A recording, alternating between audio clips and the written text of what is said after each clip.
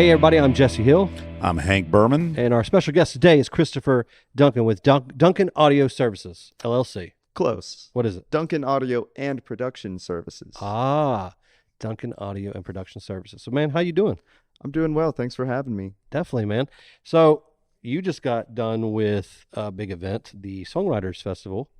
You were pretty much like the sound guy, or no, in Mary C. Tell me about that whole process of the Songwriters Festival with you in it. Sure. So, I after getting my degree, some of the first people that I met and started working with in this market down here on the Gulf Coast were George and Darwin with the Songwriters Alliance. So, I've very quickly formed a good business relationship with them. They put me to work in a lot of different ways, and basically for the Songwriters Festival, they kind of wanted me to oversee most of the logistics involving the speaker systems that we were getting sent in from Bose with the sponsorship, as well as making sure that all of our volunteers that are going to be helping us run sound and monitoring some of the stages were trained on the equipment that Bose was sending us.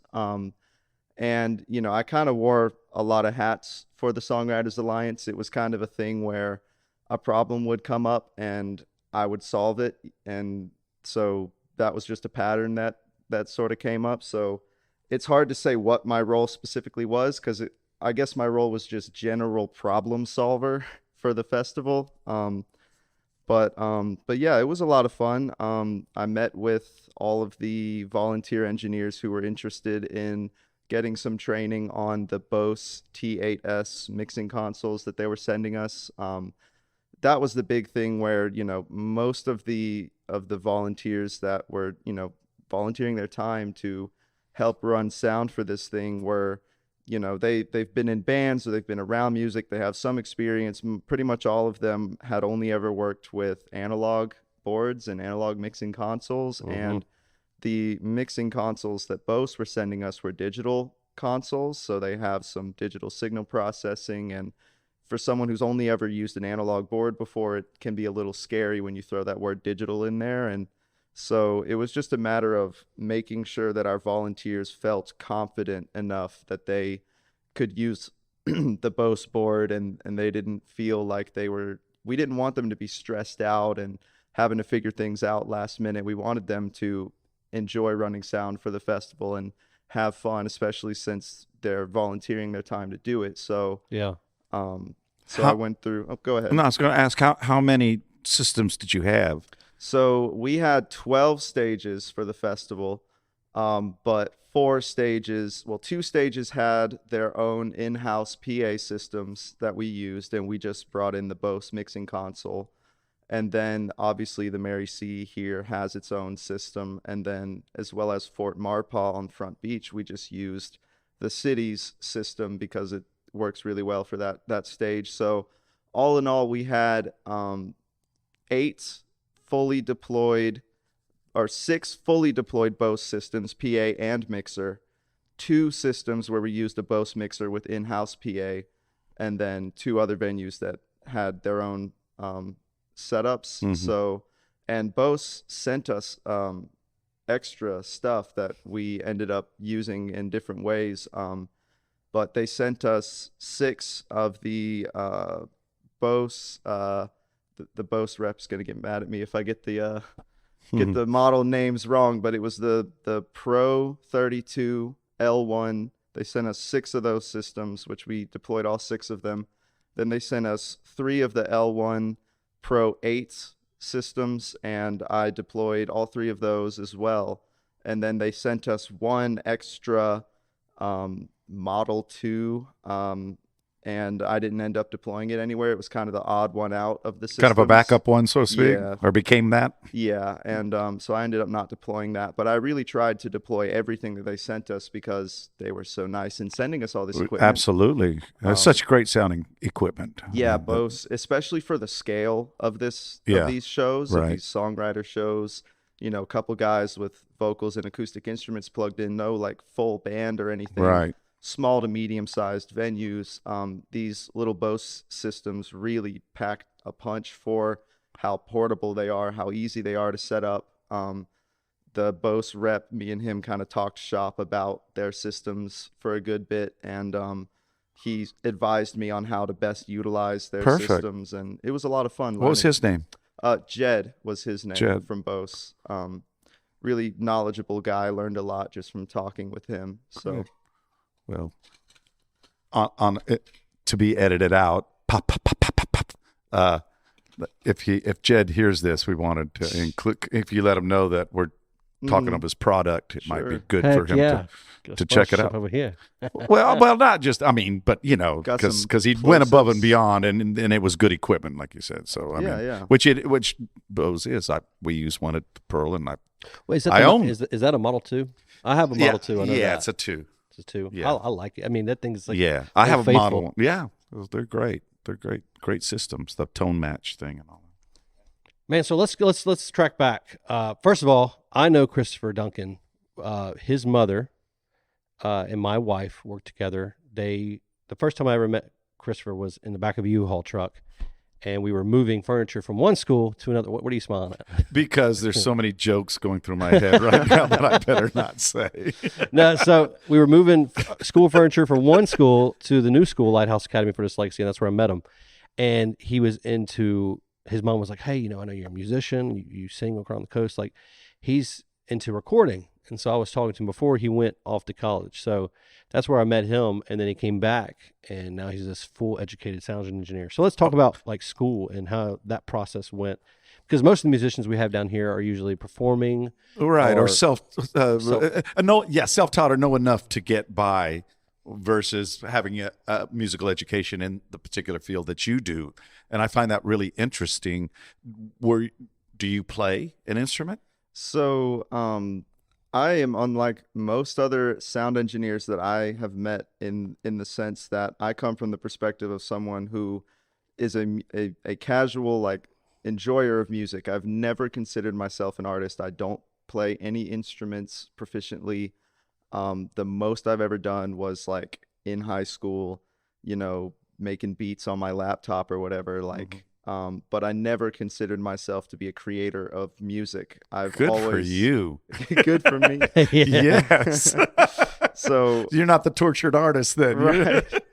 So I've always, I sort of fell into the role of the techie guy behind the scenes, helping the artists create their art and handling all the complex topics that I don't want them to have to worry about. I want to take that burden off them so they can do their thing, whether that be live or in the studio. I think that's great. I know. mean, I think you're the first person. I don't know about Mick Steele. Mick might. I don't know if he ever played. As long as I've known him, he's an old friend and Great sound engineer, by the way. Yes, at Ground Zero. But I think you're the first person I've ever met that had that attitude or that idea in their head, and I that's really interesting to me, and I think it's really great. I think it's awesome. cool, man. That because it puts you on another plane. It's a different perspective. Yes, exactly. And sometimes, it, More objective, I would think. yeah, it helps to have the perspective of a performing artist. And I've spoken to a lot of artists and gotten to know performers very well and sort of learned from their perspective. So there are downsides to having never played an instrument on a stage, never sang on a stage. How can I run sound for someone playing on a stage if I've never been in that scenario? But at the same time, I have sort of a non-biased opinion. Yes. And I can come in and objectively listen to the mix. I'm not a guitar player, so I'm not going to turn the guitars up louder than they Right. need to. Or I'm not a drummer, so I'm not going to mix the drums louder than they need to. Like, I just objectively can listen to everything, Awesome. I balance think the that's mix. great. That's great. Yeah, I think that's like a superpower for a sound engineer. That's not, Yes. because some people, You can always tell who's mixing sound on stage for the band. and if they were an it's old drummer or an old guitar player. Yep. Yeah. So obviously you have, like Jesse was saying, you have your business, but did you have any aspirations at any point to, I want to go on the road with Guns N' Roses were just here or whomever, somebody, did you have any of that kind of vision of I'd like to get to that, literally, no pun intended, that stage? Yeah, so I've always sort of been a person where rather than set long-term goals for myself that I have to sort of laser focus in on and work really hard to get to, I've always been more interested in looking at setting short-term, very reachable goals for myself that I can reach within the year and then set the next goal. And what that allows me to do is constantly reassess what are my opportunities, who are the people that I know right now, what are the connections I have.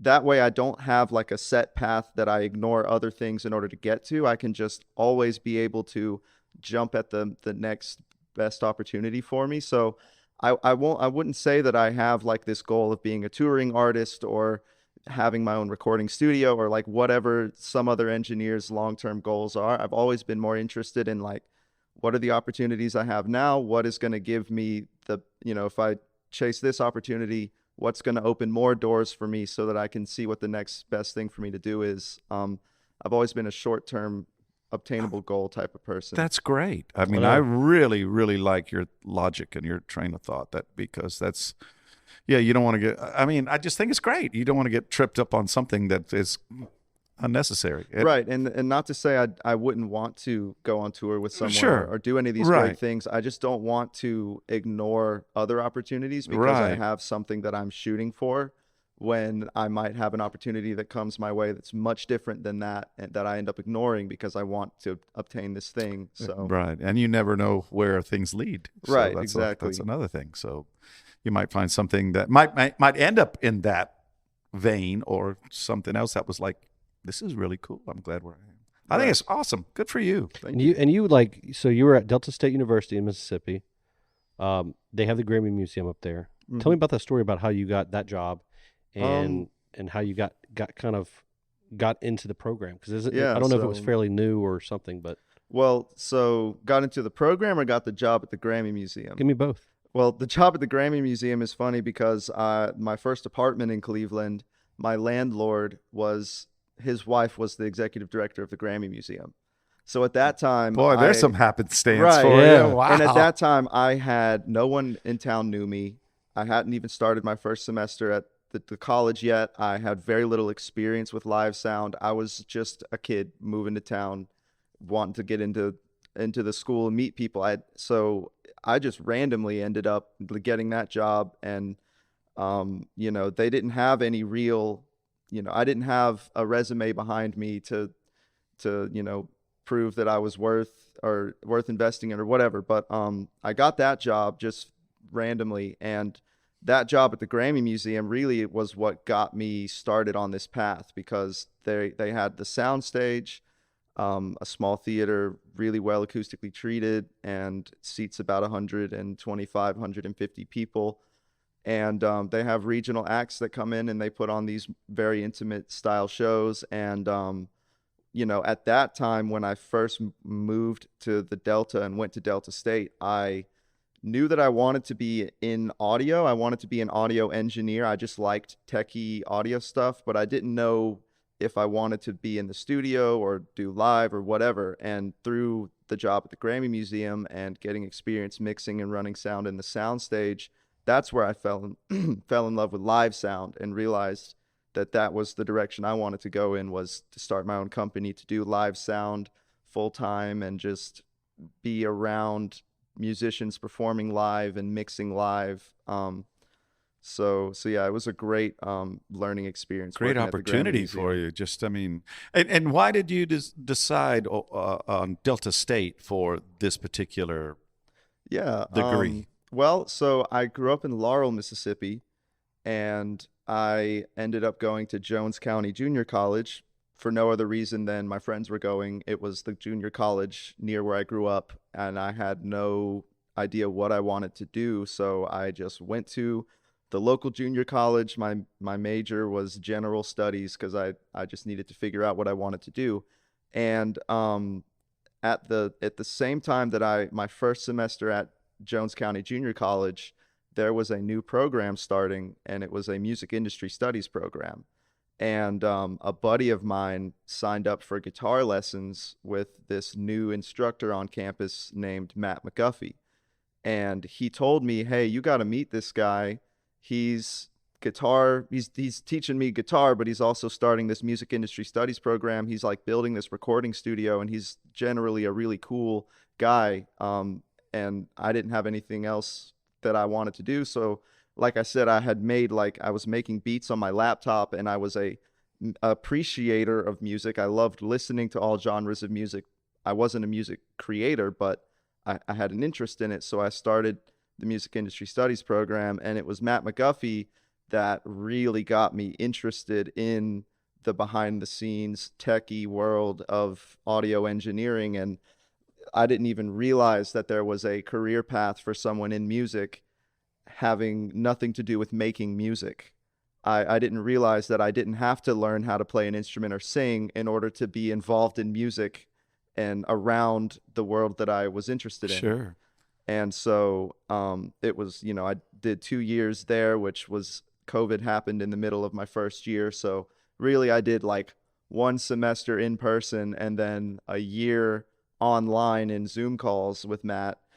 But he's the one who told me about, he told us, here's what your options are if you want to continue down the audio engineering path. You've got Delta State University. It's in-state tuition, happens to be one of the most affordable colleges in the state. And they have this really cool Delta Music Institute audio engineering technology program. And then obviously there are other options, Full Sail University. We're in Florida. Right, and more expensive options. But Berkeley. I ended up at Delta State University pretty much because Matt got me interested in audio engineering and then told me that there was a really affordable college in state that I could go learn, and a really great program for audio engineering. So Wow. I ended up there. Damn. And I went to the USM for a business degree. Damn. Anyways, go ahead. But again, you're right place, right time. I mean, it was like the Perfect. Yeah, I mean, the you couldn't timing of it all. Exactly. And I don't mean to sound differently, but of all places, Yeah. Jones County Junior College, Yeah, and Laurel, Mississippi. It's just like, who would have thought it? Because I'm thinking logistically about it. I'm thinking analytically.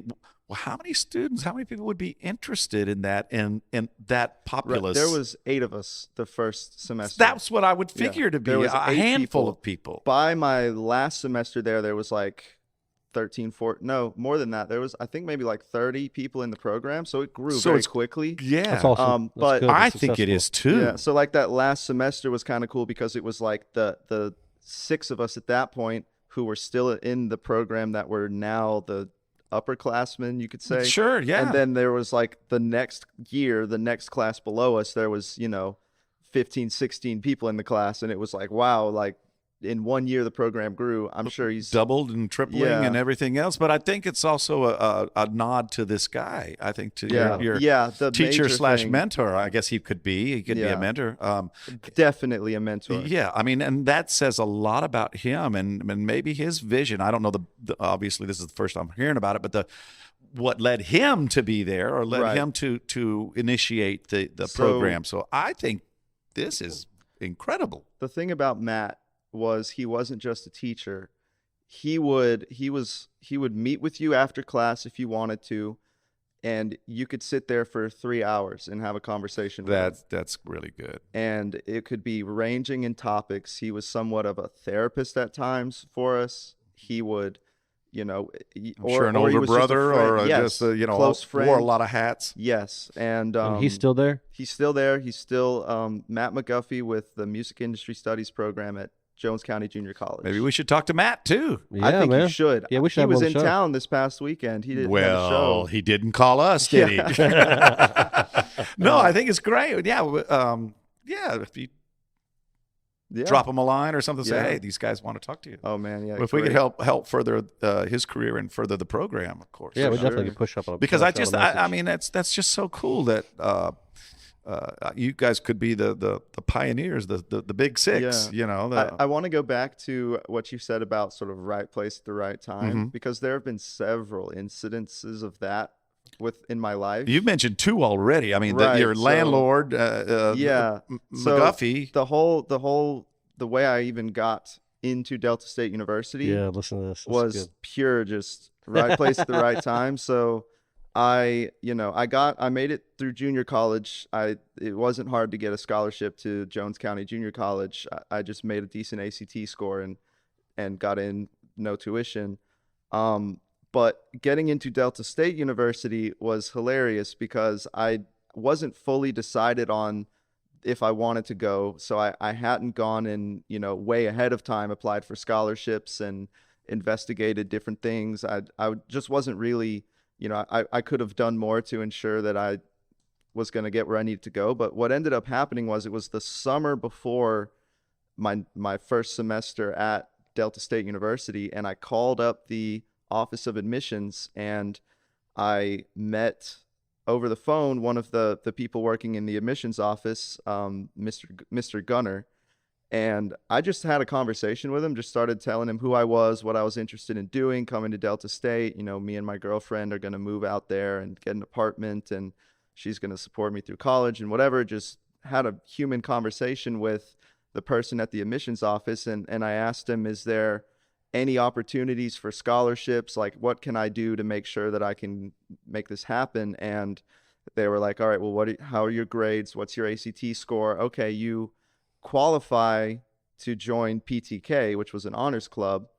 And they said, have you joined it? Have you done this? And I always got like the emails like, join Honors Society, give us $100. And I was like, no way. Right. It's a money thing, right? Right. And then he told me he went and looked and then came back and was like, the school gives out a certain amount of honors club PTK scholarships every year.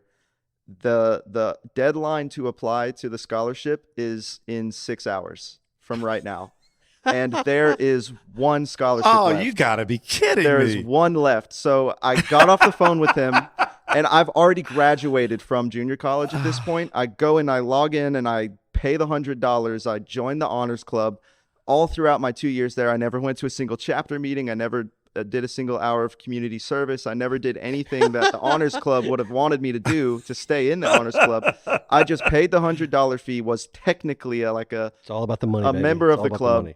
And then in that same day, I typed up 2 3-page essays. I created a resume. I shot this video of me presenting my resume and explaining why I think I deserve this scholarship. And it, crunch time, in 1 hour, did all these things. Applied for the scholarship. Called the guy back. Told him I had gone through all the hoops and applied for the scholarship. And he was like, "Actually, I see the lady who's over the scholarships now. She's leaving her office. I'm going to run her down." And he runs her down and she goes back up into her office. And 30 minutes later, he calls me, "You've got a full ride." So Hank, bro. That's amazing. Isn't that crazy? Dude, Yeah. that is crazy. So a full ride. And see, let me tell you, and it's funny because when you graduate or when you leave, everybody's like, join the Alumni Association, give us money. And I'm almost like, I just gave you so much money. Right. That's going to put me in debt for a while. It's like, but anyways, it came through for you on that one instance. Yeah, That's amazing. I always thought it was just a scam, these honors clubs. And then the dude tells me there is a scholarship, but you have to join the honors club. Your grades are good enough, but you didn't join the club. And I'm like, is it too late? And he's like, technically, no, I guess. I've already graduated. Just a disclaimer, if you are heavily involved in the Honor Society at your school, stay involved. This was just an incident, and this is one of those things that rarely happens. And good for Christopher and his career. It's That's so amazing. funny because I have a close friend up at Delta State, and Delta State University, they only have one scholarship for PTK, but I have a close friend who was the president of PTK. He spoke at every chapter meeting. He wore the suit and went to the meetings and did all the community service and jumped through all these hoops. And he got the same scholarship that I got. Oh, man. Yeah. If he had gone to another college, he would have gotten a better scholarship for being the president. But Yeah. it's just funny how that worked out. Christopher- But you're absolutely right. Do the things. Don't do what I did. Yeah. I got lucky. Yeah. Hey, Christopher, power to you, man. my wife and I would love to have you over for dinner, you and your girlfriend tomorrow, because I want to stick with you because I got a really strong feeling you're going places. Yeah, man. I mean, Hey, you're one of those guys that just the once- doors open. I think it's Once that lottery hits $1 meant to billion, be- man, I say we Yeah, all go to the well- gas station together. together. We chip in together, and then we buy a lottery I want ticket. Christopher to just kind of rub the thing a little bit. Wow, man, those are 3 great stories that are just by chance, or maybe not by chance. But what's cool about it, if you mind me, how old are you? I'm 22 years old. Oh, that's even worse. So listen, he's 22 years old. All these opportunities just kind of came up, Yeah. and he took it. But what's But- crazy is you have some people who there's an opportunity there and they'll ignore it or something. But you, or like you said, their vision is clouded because they're waiting they have a vision of something else. They're looking 5 And years they're not- down the road, and you're like, you see something in front of you, and you're attacking it. Right. Yeah. Which to me, that's a good way to do it. I mean, especially Absolutely. for your Right industry. place, right time. There's a friend of mine. I say friend. We haven't spoken in years, but I imagine we still are. And I may have spoken about her before. Her name's Tina Clark. Well, Tina was a musician, played drums, and ended up from Waynesboro, Mississippi. Ended up moving to Jackson, started Sunburst Productions, which was a studio and booking thing. She ended up not only being a friend and fellow musician, but she ended up booking me back then, and a bunch of others. But she moved to the West Coast and was going to try to, like thousands, hundreds of thousands of others, try to make it. Well, I never heard through anybody whatever happened to her until about a year ago. And somehow I'm looking online, and you know how when you're online, one thing leads to another, and you might go in looking for oranges, and the next thing you know, you're looking at 18 wheelers or something ridiculous. On some random Wikipedia articles. Yes, Wikipedia. Yeah, because it's always true in Wikipedia. But here she is, and it was an article on her Grammy award-winning engineer Tina Clark. Wow. Oh wow. She's won Grammy. She worked with Michael Jackson, Quincy Jones. She's done all this stuff. Another person that that just I don't know if you have that in common in terms of making it happen or just being where it can happen. But I can't attribute it to anything. I don't know. Right. I'm sure you don't. I mean, I'm sure. I don't want to just tell myself I'm a lucky guy, because I know immediately I'm gonna. You're right about that too. Water line's gonna break at my house, or just something unlucky's gonna happen. So Yeah, Well, dude, you had some luck, but like I said, but you had the goods to show for it too. Yeah, you had the goods to show for it. You're taking advantage. You're starting a business. You worked the Songwriters Festival. Like, you're doing stuff with it. You're not just sitting on the couch and letting things come to you. Right. So. Right. Well, tell us about your business. Yeah, man. Yeah. So most of the people who go through my program are interested in the studio work. They're interested in being a producer or being a studio musician or a recording engineer. And so most graduates of my program, their senior project is to cut a full album, and it's this big magnum opus test of their skills as an engineer. And they go from conceptualizing it to organizing all of the schedules of all the musicians, recording, mixing, mastering, releasing the album, whatever. My senior project was nothing like that. My senior project was my company. And I'm not sure if anyone in my program has ever done that for their senior project, but I basically, by the time it was time to start thinking about my senior project, and I'd been through 2 years in the program, I had a conversation with the director of the DMI, and I told him, I am very sure that I want to be a live sound engineer. I have an affinity for live sound. I love it. I enjoy it very much. And it's what I want to do. And he told me, well, then we need to come up with a senior project for you that's live sound related. And what we came up with was me taking all of the steps that I needed to take in order to enable myself to do live sound as much as possible and make a living off of it and do what I love and what I feel that I am pretty good at.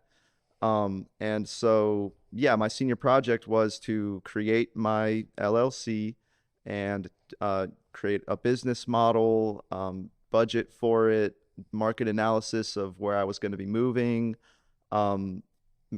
Jesse helped me create my website.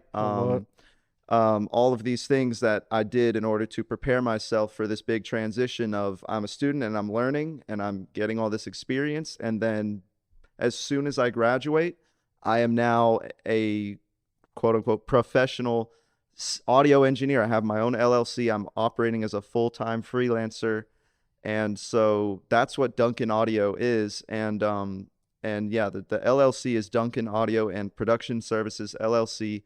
It's a bit of a mouthful, but yeah, I wanted to enable myself to do live sound as a freelancer, and that involved investing a lot in equipment for my business, so that I have all the equipment that I need to run sound for a full 5-6 piece band in a medium to small to medium sized venue where all they have to bring is themselves and their instruments. I have everything else that you need in order to put on a good You've got show. the backline stuff for it. No, I don't have the backline. That's why I say they'll need theirselves and their instruments. Gotcha. But I have the PA. I made all my own mic cables and instrument cables. I have all the microphones I need, mic stands.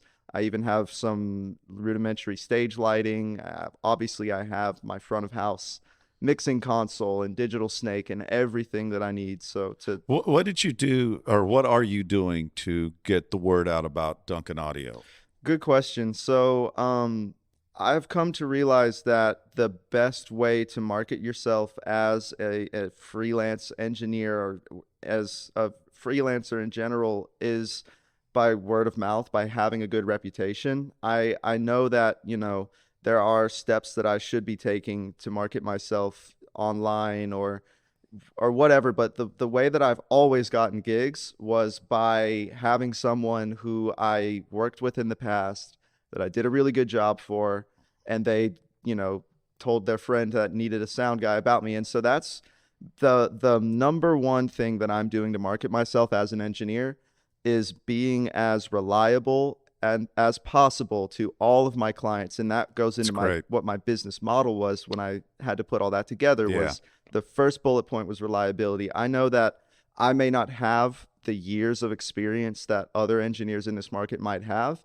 but what I can offer to my clients is full peace of mind, knowing that if I commit to your gig, I am going to do the best job that I can do, and you don't have to worry about it. Am I going to get a better gig and flake out on your whatever, something, that's what I think can set me apart from other engineers. I agree. I think a client is going to work with the guy who they are more sure is going to come and do the job well than the guy who technically has more years of experience but flaked out on your buddy once. And what if he does that to you? Mm-hmm. You're right. You're absolutely right. And Impressive. after you got your foot in the door and you show them the reliability, then you show them your talent. It's a win-win. Then also you have a website. I think we put you on Google, but you've done the proper steps before. A lot of people will just jump in, buy a whole bunch of equipment, say, "Hey, I'm a sound engineer," and then all this other steps come years later when they're like, "Oh, I guess I do need a website." I mean, I hear it all the time. But I remember right before he graduated, he's like, "Let's put together a website." And so he sent me some pictures and what he does, and it's like once you graduated, you have all the tools ready to go to build reliability or that comfort of somebody finding you online and being like, "Okay, let me try this guy." It definitely helps for people who don't know about me. If I do have an opportunity to work with someone who already hasn't, my reputation doesn't precede me, they can at least see my website and see my promotional pages and say, okay, this looks legit to some extent. I don't know this guy. I don't have anyone to vouch for him, but he looks professional. So. Well, your points are good too. The Grammy center up in I mean, that's going to get somebody's attention. That would get my attention. Yeah. Give me some names of some people that you've done sound for that people may recognize. Well, so at the Grammy Museum, that people that I personally ran sound for, Dwayne Betts, son of Dickie Betts from the Allman Betts Band, Valerie June, Kenny Brown. Man, I'll have to go back and look. But there were, multiple regional acts, Grammy Award-winning acts that came through the Grammy Museum. Trisha Walker, I've ran sound for probably a dozen times now. Really? And through her, Ashley Cleveland, some of her close collaborators. And those are all from working at the Grammy Museum. So those are people that I actually did, one-on-one interact with. I dialed in their stage mix for them and mixed front of house. And then, through my internship at the Bologna Performing Arts Center, I worked as an in-house, local crew and helped load in and helped the actual engineers set up and run sound for acts like the Blue Man Group and the Guess Who and, way more regional acts. But I wasn't the sound guy. I was a local crew stagehand, but I got to help out in anywhere that I was helpful and learn a lot from that. So that was really cool too. But you had mentioned that for your graduation project that you did this live sound. What were the others in your class doing? What you said that you were not of the norm. Right. So they were all recording these big debut albums for different bands, and a lot of times you have bands that pop up in the DMI of different students, and so you'll have like this guy is cutting this band's EP while the person in that band is cutting his band's EP or whatever. Right. But most like a classmate of mine, he did this big recording of the big band on campus, like, you know, all the Like the swing band type stuff. yes, like so the marching band, and so they did like yeah. but they have like a jazz band, like yeah. So they, you know, he did a big recording of that. It was like 45 minutes to an hour long, and you know, 30 trumpets, tubas, trombones, Yeah. you know, xylophone, all of these instruments, and it all had to be recorded at one time. Right. So all of the logistics Yeah, no, that's what I'm thinking. of recording like 50 instruments in the same room at the same time, and you know, he had to go and study how they did that back in the It's day. like a Philharmonic or something of that effect. You got to Yeah, think about you all know, the like bleeding of sounds. the bleeding, the right. Wall of Sound, Phil Yeah, Spector, right. yeah. Yeah. So he had to research all that. So that's an example of what some of my classmates' senior project I was. see.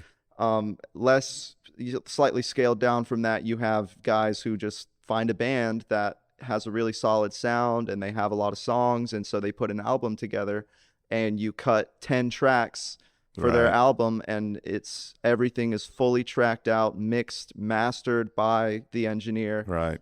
You're supposed to have a consistent sound across the album, so it's, you know, you don't have drastically different sound. Right. Sonically speaking, and Exactly. right. And the whole, you know, you take it from step one to the final step of it being released and put online. So that's what most of my classmates did for their senior projects, was some big recording.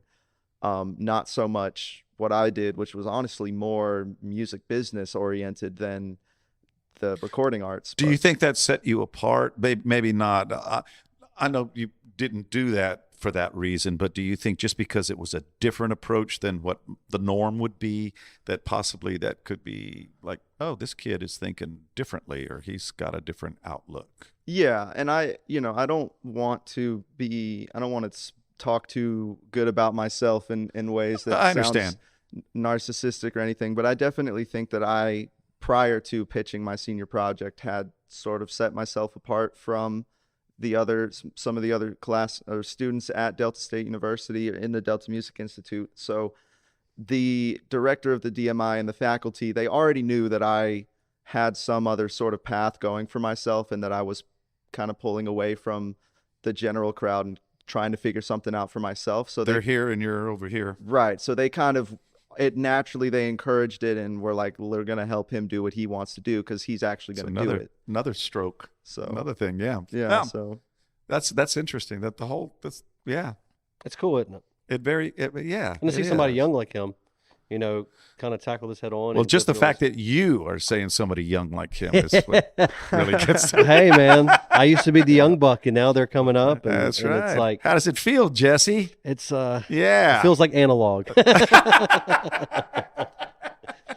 I was in that medium of like the analog equipment, and the digital equipment was coming up new. Yeah. And then now, you know, he's pretty much born into digital, and like the analog. Well, that's true too. Yeah. You know, I'm sure you have a respect for analog and like the warmth and the sound and everything. There's a difference. I could talk a lot about that topic. Well, let's talk a little bit about it, since Sure. we have a certain amount of time. But that leads, Jesse, to a very interesting point in that the big debate of warmth of analog, and which I guess anybody listening other than people connected with music might not know what we're talking about, but there's a warmer sound that's always connected with analog equipment versus digital. Not that that's cold, but there's talk point on that. Sure. Just a little bit. So the topic of analog versus digital, you know, it's such an age-old debate, and people get so passionate about it. Yes, they do. I exist in this space where I think that, you know, both are great. I definitely think that digital is so convenient. I definitely think that having the ability to model all of these vintage analog compressors that you don't have access to, or these channel strips And would on these never have boards, access to. exactly, model all these different preamps, all these different microphones, all these different things, the ability to dial in your preferred channel strip through, you know, this compressor and this analog EQ and all of these things, and then save it and then just recall it the next time you want to use it, is so convenient, especially for someone who doesn't have the opportunity to use those types of equipment. But as someone who was able to A/B compare like an actual LA2A compressor and the Waves plug-in version, Right. and had access to a solid state Logic duality board with the preamps and the channel strip and Right. everything, like, first of all, it's not just about the sound. There is something about the tactile experience of twisting a knob on an analog EQ and listening to the difference and touching physical faders and actually blending your mix with your fingers instead of just clicking a mouse and dragging it around on a screen. So it's worth mentioning that there's some sort of there's some magic in that. Yes. But the channel strip on the solid state Logic EQ, I mean, you enable the EQ, have all your potentiometers at unity to where you're not boosting or attenuating anything at all. Just running your signal through that circuitry without even changing any parameters saturates your signal in a little, you know, in a noticeable way. And like, there is this warmth, this saturation, whatever you want to call it, just running your signal through an analog piece of equipment is going to change the signal in ways that some people will say you can never recreate that with digital. Yeah. And also, every channel strip on the SSL board is going to have a slightly different sound. Every LA2A compressor is going to have, like, yes, it's the same circuitry, but it's also two different physical things. So there's, you know, you'll have an analog piece of outboard gear that technically no other piece of equipment sounds like yours, and like the digitally modeled version might sound like the version that was studied by whoever makes these plugins and modeled, but it doesn't sound like your distressor, or it doesn't sound like your Moog EQ or whatever.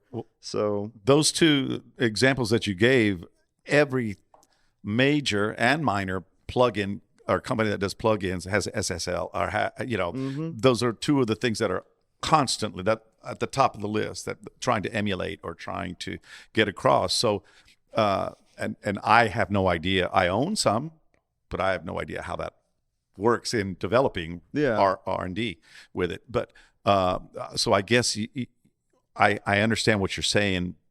Period. Then I understand the point of whoever is doing this is going to have their touch, so to speak, on it. And I don't think anyone should say one is better than the other. Yeah.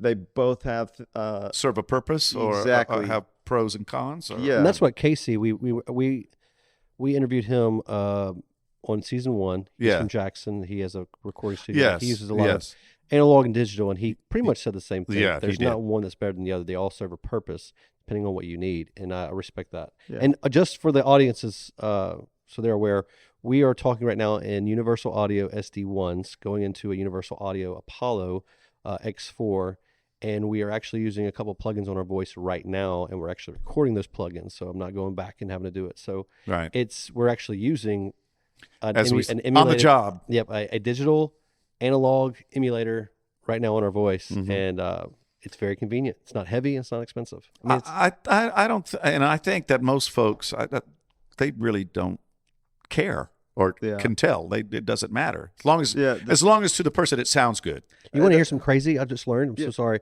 So Rihanna came out with that song, Umbrella L-I-A, and the drums was really a big thing. You know, those drums were just a drum loop from GarageBand. Really? So honestly, when it comes down to the listener of music, if as long as they feel something, as long as the words and the music, and also, I mean, the engineering part is a big deal. Like, you don't want to sound awful, but versus, you know, breaking the bank to go to use this piece of equipment when you can, you know, use this, just finding a way to make your workflow flow and in a good speed. Right. To me, I think that's the most important thing. Well, first thing is if it's a good song. Yeah. It's a good song. That's what I was gonna say. Yeah, I mean, you can't make, The number excuse of this, but you can't make chicken salad out of chicken shit. the number of True. wonderful hit records that have won Grammys and touched the souls of millions of listeners that were made completely through stock Logic sounds in someone's bedroom. Billie Eilish Like, did her yeah. first hit was Billie Eilish. That was whole- done in her that- bedroom. That whole album, it was Yeah, right. her brother on Logic Venus. was stock. Felix, no, It's Phineas. Phineas. Isn't that crazy? Yeah, but that goes to show if it's good, if it hits a relatable point with people, if it's all of the above, and you do and I'm not saying they did a half decent job, they did a good job, Yeah. or get passed on to a major studio or a studio that has more capability with it. Yeah. It'll shine. It's not about what paintbrush you use; it's about the artist holding it. That's well said. That's Hey, very question with the Songwriters Association, and I can edit this out if I need to, but did you hear any hits? Did you hear any hits? From this weekend. Yeah, did you hear something you're like, man, that sounds Or like, is it a hit? Would you find hits in a festival like this, or would it be, so many songs that songwriters you hear, and this is when I was a kid, when I was coming up playing music, because that's all I ever did. Was okay. So and so Dylan wrote this song that the Byrds did, or Dylan did this. And I'm really placing myself back in the day, but then so I loved all these songs. Charlie Chaplin was in this one. I'll knock the crap out of you right now. But and he was. But then I went back and heard because I was always the kid that wanted to find out who wrote these songs, and it was always the one name that kept popping up was this guy named Dylan, Bob Dylan. So I went back and heard his records. It was like, oh no! Now I love Dylan. I love the acoustic work, and I love voice and guitar and tambourine man. But as a kid, I was used to that polished Sunset Studios LA sound. Mm-hmm. So in those terms, did you hear songs that you feel, what were they there? Were they present? I know it wouldn't be every room, every guy, but Yeah. did you hear Well, a couple that so- stuck out? To be completely honest, Or did you listen? when you have 12 stages Yeah. and 12 volunteer engineers that have only been through like one 30-minute workshop with you, I got it. you spend the majority of your time at one stage fixing a problem while simultaneously being on the phone with an engineer at another stage solving their problem remotely. Meanwhile, you've got texts coming in from the third stage that you have to get to as soon as you're done on the phone with this guy. This chord doesn't work. What do I do? Yeah, I had a lot of running around to do. That makes sense. Yeah. Not a lot of time being able to sit and critically listen. You didn't have the luxury of that. Right. You were working. The last day, the grand finale was the only time that there was only one show on one stage happening. So I was able to run sound there the whole day. And there was some really great performances there, really great stories. One group that I just really love working with is Blue Mother Tupelo. Not so much because their songwriting touched me or anything, but just I love their presence on stage and the way that they perform. They're just a really great group that I've That's a gotten to cool work name, with. Blue Mother Tupelo. Yeah, I assume they're from Tupelo. They're no, not necessarily. maybe not. Wilco, what's his name? Jeff Tweedy, and that they had, what was that? Something Tupelo. Anyway, Was Alabama? they're from St. Louis. Was the band Alabama from Alabama? Yeah, northern Alabama. Okay. Somebody told me Georgia, and I was like, that makes no sense. No. Well, Chicago's from Chicago. No, they weren't. They weren't. Not all. That was like an 8-piece band, horn band. No. Kanye West wasn't from the West. No, he wasn't from the West. And Nathan East, the bass player, is from the North. So Ah, we can go on forever, can't we? Throw in a couple beers and this would be dangerous. that's true. That's if I true. drank. No, but let me see. We're about to. Is there anything else you give us your plug about your website, how to find you on hit us social up. media, things like that. Sure. So I'm still, I've never been a social media guy. I admit I need to get on my digital marketing. You're a hustler right Stuff. now, so just keep hustling, But, and that'll come later. If anyone knows anyone from the Mississippi Songwriters Alliance, call them and ask them about me if you want someone to vouch for me. I'm based out of Ocean Springs, Mississippi. I love to do live sound. I love running sound for bands and live performances, but I also do stuff like sound system installations is something I'm getting into. Setting up home recording studios is something that I've done for other people. I'm just a techie guy. I in audio tech specifically, but in general, I figure out complex systems and hook things up and get them working. It's what I love to do. It's like a puzzle that I put together. And so anything where a techie guy who knows about audio is what I do. And my website is duncanaudioservices.com. My social media handles are Duncan Audio, and yeah, based out of Ocean Springs. My range sort of goes from New Orleans to Mobile, north up to Jones County is kind of where I operate. And If you were offered something substantial in many ways, would you be willing to go on the go elsewhere? Yeah, I mean, I'm next month. You never say never. Right. Next month, I'll be running sound at the New Roxy Theater for the Deep Blues Festival in Clarksdale, Mississippi, which is nice, 300 miles north. And they're compensating me for the traveling expense, and they're paying for my room, and as well they should. Yeah. So, and I love working with those folks over at the New Roxy Theater, the Robin, and yeah, they're great. But yeah, I mean, I will transport myself somewhere if you want to compensate me to go. Sure. Well, I mean, that's part of it. Yeah. And yeah, like you were saying earlier, I'd love to go on the road with the band if I found a band that I ran sound with that had a really great chemistry with me, and they love working with me, and I love their sound. But for now, I'm based out of the Gulf Coast, and I'm looking for opportunities in this area. And I love doing it, so I'm passionate about it. So if somebody approached you about engineering a project or producing a project, would that be something that you might be interested in? Yeah. So again, if you felt a connection to the music, exactly. The project, and the So, artist. Like I said earlier, I'm interested in exploring any opportunities that come my way. I'm never one to turn down an opportunity that might be worth investigating for me. So though I am. I love live sound more so than being in the studio. I have a lot of experience being in the studio, and I'm good at it, and I do enjoy doing it to an extent. Maybe not every day. If it was my everyday job, it would feel like I was cooped up in an office. But if I'm doing live sound full time and I meet a band that wants to be tracked and they want me to be their tracking engineer, I'd definitely be down to do it and go explore and have some fun. So, well, we've already talked before, and you've helped me out with the track for Katie Jones, but I want to he's going to help me soup up this, get some of the chords ran through and do things properly. We're probably going to like tear it down, and like the first thing we did right when he showed up today, like we've had this echo, we've had this like hollow echo in our ears, but it wouldn't come out on the track, and I was like, what am I doing? And he just clicked a button. He's like, you're running two outputs, one from Logic, one from Universal Audio. So he just fixed a problem. So he's very, very well knowledgeable, and I'm excited to get him involved with 1600 Studios and see where it goes. Great. But well, ladies and gentlemen, I am Jesse. Who are you? Well, did you already forget? You looked at me. Hi. Hi. What are we doing here?